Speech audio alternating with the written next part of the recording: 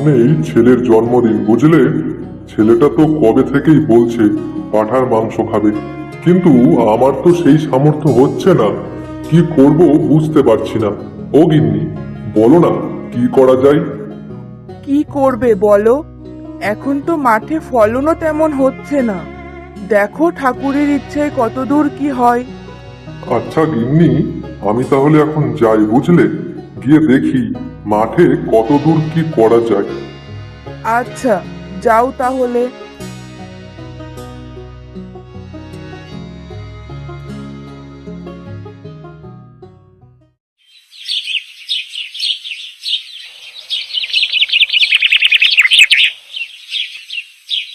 আরে নিতাই যে, তা চললে কোথায়?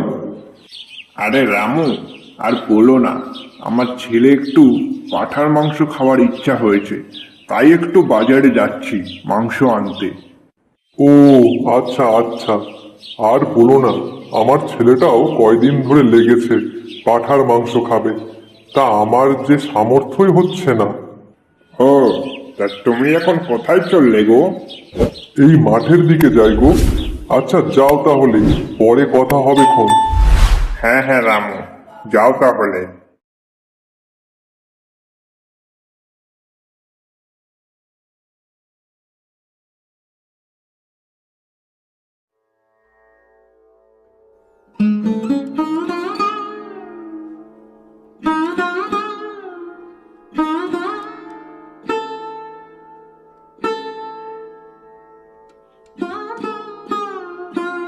হে ভগবান, ছেলেটা আমার কতদিন থেকে বলছে একটু পাঁঠার মাংস খাবে, কিন্তু এ ক্ষেতের যা অবস্থা, এতে ফসল হবে কি করে?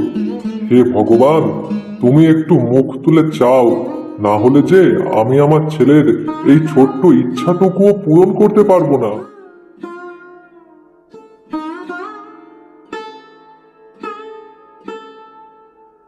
আরে রামু, কি হয়েছে?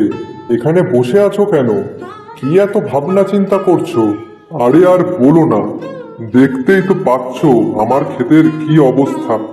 এই নিয়ে একটু চিন্তায় আছি। হ্যাঁ গো, ঠিক বলেছ। চারিদিকে ফসলের যে অবস্থা, তাতে কদিন আর এইভাবে সংসার চলবে?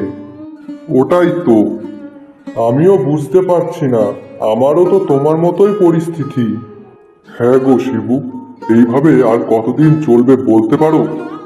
তাই আর কি একটু চিন্তায় রয়েছে। যদি একটু বৃষ্টি হতো, তাহলে হয়তো একটু হলেও ফসল হতো। হ্যাঁ গো, এই যে বৃষ্টি হচ্ছে না বলেই তো চারিদিকে ফসলের এই অবস্থা। যদি কয়েকদিন একটু বৃষ্টি হতো, তাহলে ফসল ভালোই হতো। ঠিক বলেছ। নাও নাও চলো, আর এত ভেবে লাভ নেই। যা হবে তাই মেনে নিয়ে এগিয়ে যেতে হবে। কি আর করা যাবে? ভগবানের উপরে সব ছেড়ে দাও। চলো বাড়ির দিকে যাওয়া যাক এবার। হ্যাঁ হ্যাঁ, চলো এবার বাড়ি যাই।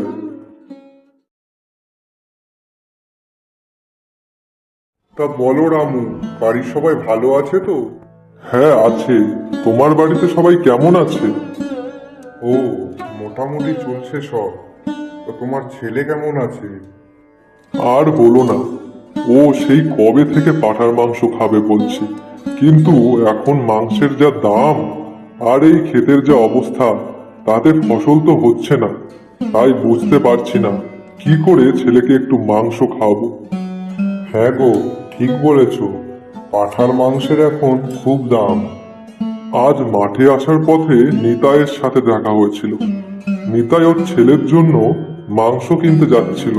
তা আমার খুব আফসোস হচ্ছিল যে আমি ছেলেকে একটু মাংস খাওয়াতে পারছি না।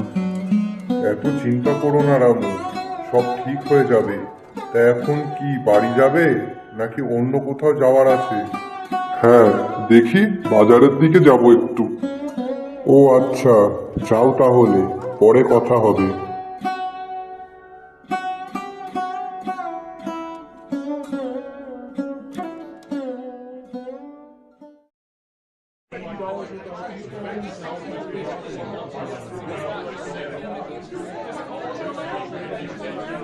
আরে পরিতোষ, কেমন আছো? তা তোমার মাংসের দোকান কেমন চলছে? হ্যাঁ, আমি ভালো আছি। এই বেশ চলছে।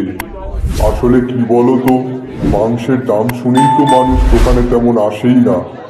তা তুমি বলো রামু, তুমি কেমন আছো?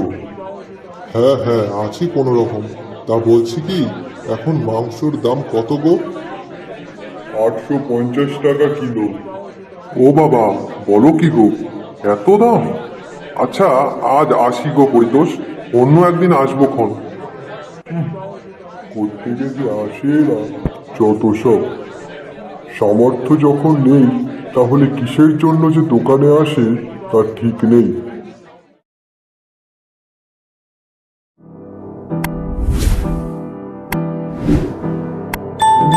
ছেলের জন্মদিন কবে গো? এই তো এসেই গেল প্রায়। ও, কি করব তাই ভাবছি।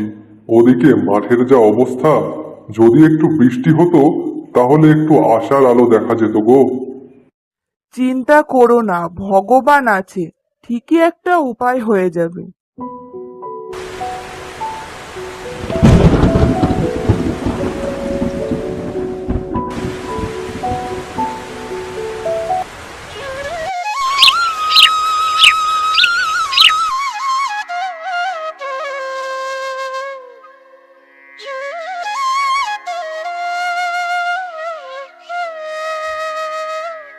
এটা কি করে সম্ভব? আমি 2 দিন আগে দেখে গেলাম আমার ক্ষেতে তেমন ফলন ভালো ছিল না, আর আজ হঠাৎ এত ফলন হলো কি করে?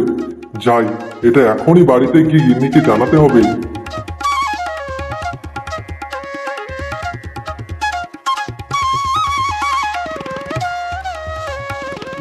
ও গিন্নি, শিগগিরই এদিকে এসো, খুশির খবর আছে গো। কি হয়েছে বাবা? কি গো, কি খুশির খবর বলো। জানো গিন্নি, আমাদের ক্ষেতে এবার ফলন ভালো হয়েছে।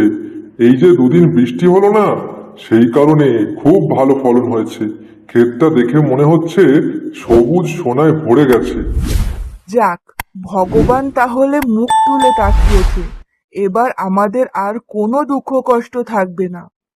হ্যাঁ গো গিন্নি, সত্যি ভগবান আছেন। বাবা, এবার আমরা মাংস খেতে পারবো বলো? হ্যাঁ রে বাবা, পারবি পারবি। আর কয়দিন একটু ধৈর্য ধর, আর তারপর তোর জন্মদিনও তো আসছে সামনে। ঠিক মাংস খাবো তোকে। কি মজা, কি মজা!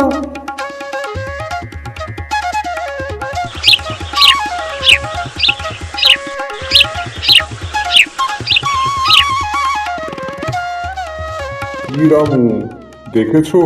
বললাম না সব ঠিক হয়ে যাবে। দেখো, আজ চারিদিকে কেমন সোনায় ভরে গেছে। হ্যাঁ গো শিবু, ঠিক বলেছ। সত্যি ভগবান আছে, মুখ তুলে তাকিয়েছেন আমাদের দিকে। এবার আর আমাদের কোনো কষ্ট থাকবে না। হ্যাঁ গো, আমি তো খুব চিন্তায় ছিলাম। ভাবছিলাম ছেলের জন্মদিনে এবার হয়তো তাকে মাংস খাওয়াতে পারবো না, কিন্তু না, আমার সে ভাবনা ভুল প্রমাণিত হলো। ভগবান আমার চিন্তা দূর করে দিল গো। ঠিক বলেছ, আমি অনেক চিন্তা থেকে মুক্ত হলাম। সবই ভগবানের কৃপা। শিবু, সকাল গড়িয়ে দুপুর হতে গেল। চলো, এবার বাড়ির দিকে চলো। এই খুশির খবরটা গিয়ে আগে গিন্নিকে জানাতে হবে যে। হ্যাঁ হ্যাঁ, চলো চলো, আমিও যাই, গিয়ে বাড়িতে জানাই। সত্যি এটা খুবই খুশির খবর।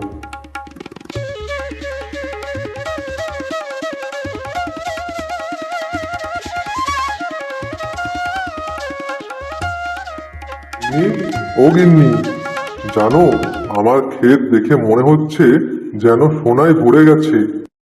বলো কি গো, এ তো সত্যিই খুবই খুশির খবর। হ্যাঁ গো গিন্নি, হ্যাঁ ঠিক বলেছ।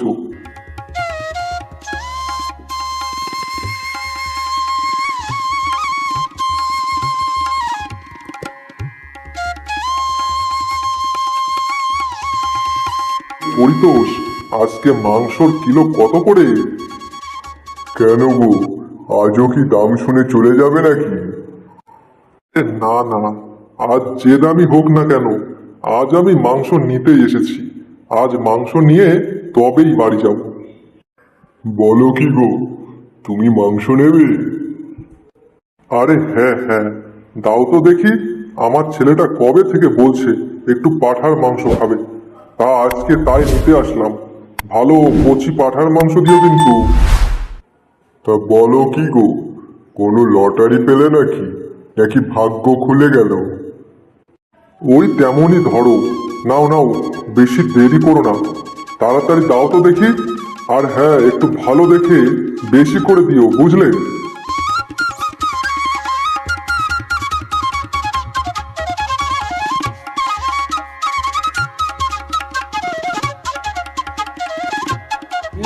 ও গিন্নি, কি হলো গো? এই নাও মাংস।